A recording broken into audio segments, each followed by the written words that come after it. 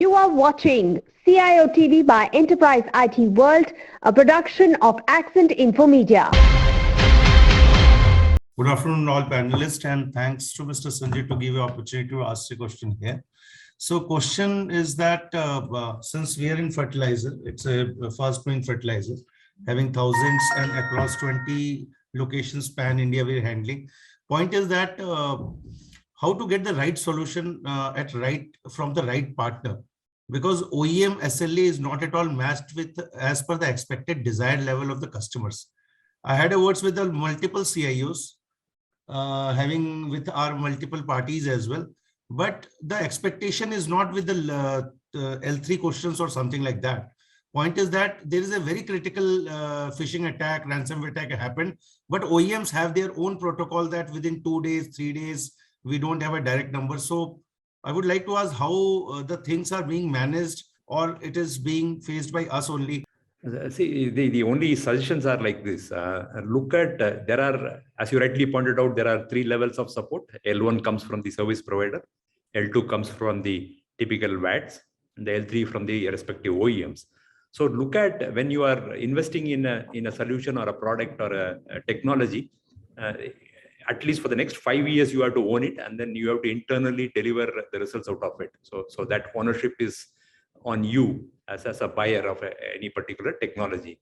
So from that perspective, it is important for you to look at the track record of the players. So is the service provider whom you are talking to, do they understand the technology? There's no point looking at an ERP guy for a security.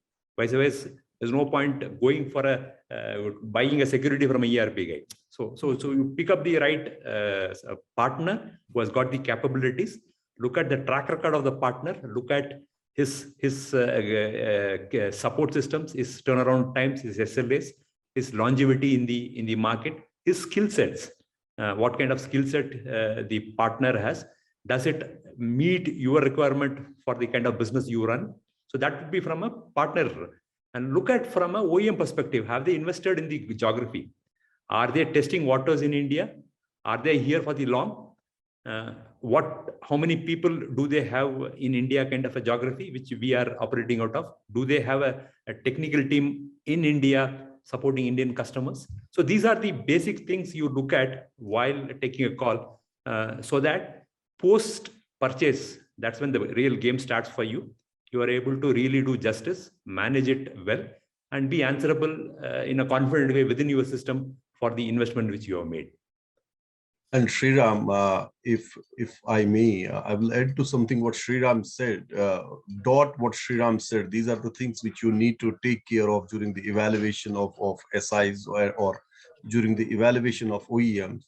And when it comes to actual execution, you should ensure that you bind them with service level agreements and operating level agreements.